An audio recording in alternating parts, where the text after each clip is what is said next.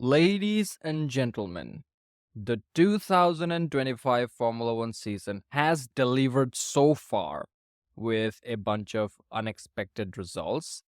And the first triple header, starting at Japan, then Bahrain, and then Saudi Arabia, will be no different. Just take a look, not look, but like take a listen to what's waiting for us in Japan, the land of rising sun. First things first, Yuki Tsunoda's debut with Red Bull Racing at his home Grand Prix. Obviously, we will also be looking at Liam Lawson's qualifying position and race position to draw a comparison to determine how shit the Red Bull car actually is. So that's one of the key things to look out for in Japan. Another thing we should be looking forward to is the raging title fight between Oscar Piastri and Lando Norris.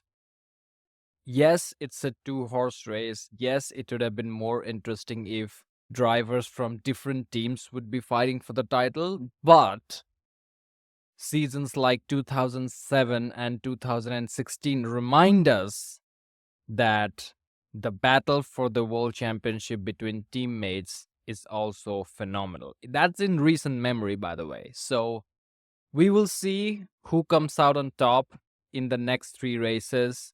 I am backing Oscar Piastri because I think his racecraft is better, but we will see. Norris has improved significantly, and he has the qualifying advantage. I know Piastri took pole in China, but in general, Lando is great at qualifying. So we will see. Another thing that's waiting for us in the upcoming triple header is the battle between Ferrari and Verstappen. And we saw a glimpse of that in China when in sprint Verstappen was battling Hamilton, and in the main race, Verstappen was battling Charles Leclerc. He was successful when battling against Charles Leclerc. And that's the real pace of the Red Bull and also the Ferrari. It's unfortunate that none of these drivers are currently fighting for race wins and the championship, but we can still get some great wheel-to-wheel action between Ferrari drivers, Leclerc and Hamilton, and Verstappen. It's gonna be fun, guys. Another thing that I have been waiting to see this season is a smooth operation from Carlos Sainz. He is yet to show his best in that Williams, which is clearly fast. Alex Albon is absolutely cooking in the other Williams car, and he has silenced the critics who are saying that Carlos will beat him easily. But it seems that Alex Albon, whatever holes he used to have in his driving skills, has closed those holes and now is putting in phenomenal weekends. So overall, Williams is a great car, and right now they're ahead of Ferrari in the constructor standings, and it is quite possible, under the right conditions, we can see Carlos Sainz on the podium position. P3 maybe, it is possible. But let's see. If he qualifies well, let's see. And the same thing for Kimi Antonelli, because Kimi Antonelli, as talented and amazing he is, and he has impressed so far, he is yet to have a clean weekend. So in Australia, he had a shit qualifying, and the race was actually phenomenal. He went from P14 to P4 in those tricky conditions, but still there is this bad qualifying, which kind of, I guess, affected his overall race performance. Then in China, he started P8, finished P8, got promoted to P6 after both of the Ferraris got disqualified. But still, in that race, we didn't see his full potential because, again, he had some problems in qualifying, and also throughout the race, he had the floor damage. The team didn't even tell Kimi about his floor damage. They said it to him after the race to ensure that he doesn't panic in the car. So, just like Carlos Sainz, we are still waiting for like a complete clean weekend from Andrea Kimi Antonelli. Obviously, Carlos Sainz need to put a lot of things together.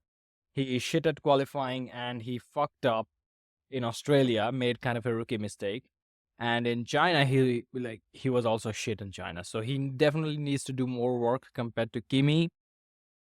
And speaking of Kimi, I think it'll be exciting if he closes the gap to Russell and beats him in one of the races in the upcoming triple header. Like, imagine Kimi Antonelli outperforming George Russell and finishing ahead of George Russell by the end of this season. It'll be amazing. I think he can do it. It'll be close, but Kimi definitely has the talent to pull it off. The final thing that's waiting for us in Japan is the proper pace of the Racing Bulls or the V Carb or the AlphaTauri or whatever the fuck. Because we are yet to see their true potential. We know that they're quick in qualifying. We know that they have good race pace. But the retarded strategy calls in Australia and China back to back kind of masked their true potential and performance. And Isaac Hajar is quick. Yuki Tsunoda for the first race was amazing. Liam Lawson got along well last year when he was driving the car. Now he's the next driver. I mean, he is the Tsunoda replacement. So I'm excited to see if both of the Racing Bulls put in a great weekend and bring in some points. Hopefully, the next triple header will uncover some more insights to find out where VCARB really stands. Presently, I think they're slightly slower or almost as competitive as Ferrari. Yes, Ferrari's kind of shit. And I think with the right strategy and with the right conditions, they can even challenge Red Bull. And beyond these bigger things, there are a few other little things. First of all, the rookies, Oliver Behrman and Isaac Hajar, these two guys are fast. Oliver Behrman has a good car now, so fortunately we will be seeing him fighting for like point positions. Maybe P9 and P10, but still he'll be fighting for point positions. We need that rookie energy on the track because these guys will go for moves that most people won't. And also Isaac Hajar. Isaac Hajar, for those who are not paying attention, he outqualified Tsunoda in the second Grand Prix of the season. Think about it. Like, this is his debut, and obviously in qualifying a lot of things could have happened. I'm not taking anything away from the skill set of Tsunoda, but I'm just saying that Isaac Hajar did outqualify Yuki Tsunoda in the second Grand Prix of the season. So, in conclusion, we have a lot of things to look forward to for the upcoming triple header. First of all, Yuki's debut with Red Bull Racing and the fight between Piastri and Norris for the title, and the wheel-to-wheel battles between Ferrari and Verstappen, and the clean race weekend from Carlos Sainz and Kimi Antonelli, and the actual race pace and qualifying pace of the V-Carb or the Racing Bulls when they actually get their strategy right. And obviously, we have the rookies to entertain us. And furthermore, Japan and Bahrain are great tracks for wheel-to-wheel racing. Saudi Arabia is kind of like a shitty track. We will just watch it for the qualifying, kind of like Monaco. But in Japan and Bahrain, we can see some great racing. So looking forward to it. Thank you for watching. Like and subscribe, and I'll see you in the next one.